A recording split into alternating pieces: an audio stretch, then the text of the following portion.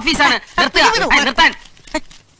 അല്ല സാറേ, എന്റെ മോന്റെയും മോടെയും പൊരുത്തം അടിച്ചു വന്നിരിക്കുന്നു. അയ്യോ അമ്മവാ, എന്നോട് ക്ഷമിക്കുക.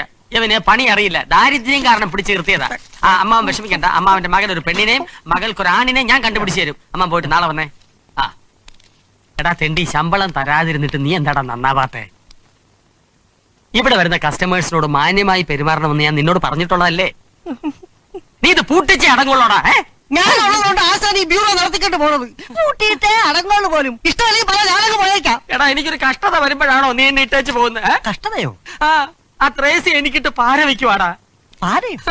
അമേരിക്കൻ അമ്മായിയുടെ ബംഗ്ലാവില് ജപ്പാൻ നാണിന്ന് ഒരു അടുക്കള പണിക്കാരിയെ കൊണ്ട് കൊടുത്തിരിക്കുന്നു. അതിന് നമുക്കെന്താ? അടുക്കള പണിയിൽ ആശാന് നോട്ടമുണ്ടോ? എടാ ഫൂളെ, ജപ്പാൻ നാണിയുടെ മെയിൻ ജോലി അടുക്കള പണി അല്ല. ഞാൻ എന്ത് അമ്മായിയോട് സംസാരിച്ചാലും അടുത്ത നിമിഷം നാണി അറിയും, അത് ത്രേസിയോട് പറയും. ഈ ത്രേസിയുടെ സ്പൈയാണ് നാണി. അതെനിക്ക് ഇപ്പോഴാണ് മനസ്സിലായത്.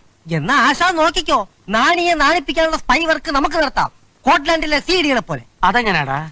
ആശാൻ ഞാൻ പറയുന്ന സെറ്റപ്പ് ഉണ്ടാക്കി തരുവോ? ഓ, ശമ്പളത്തിൽ 500 രൂപ കൂടി ഞാൻ പിടിച്ചിരിക്കുന്നു.